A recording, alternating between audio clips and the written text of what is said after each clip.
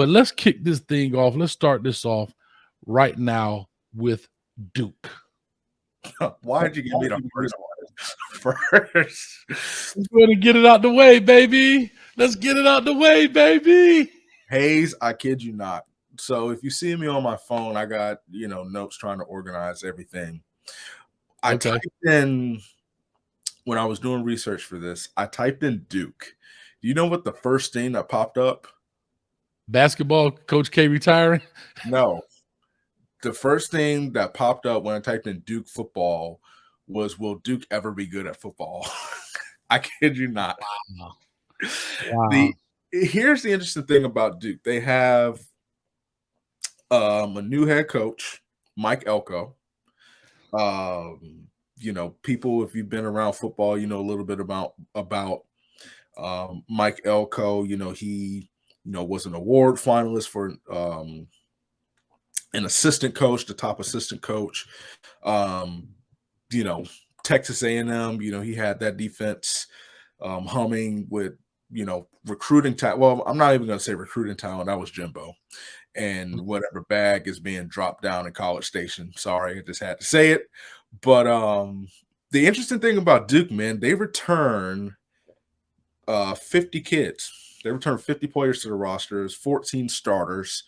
And so Elko has vowed that he's going to get this program on track.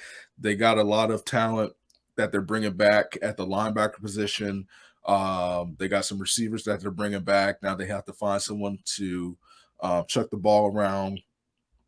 They play some interesting games, man.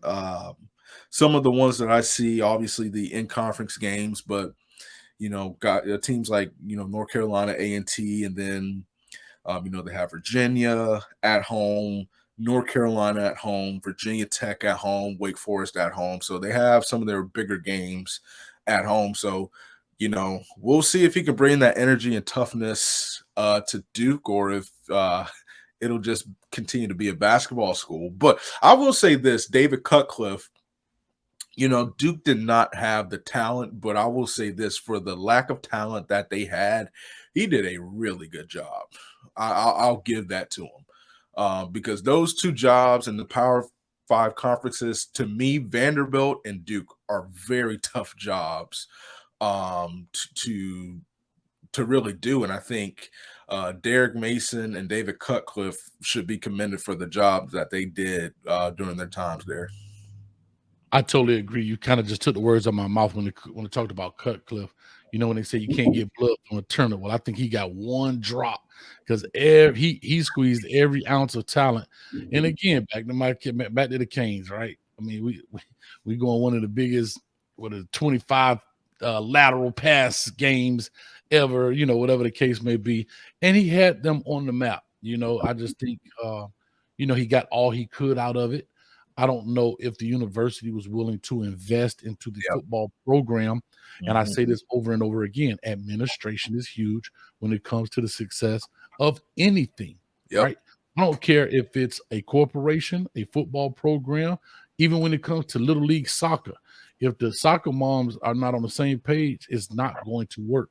And I just think, they gave him enough to keep him happy, but I don't think they truly invested into that program to get it what it is. And you have to also remember this.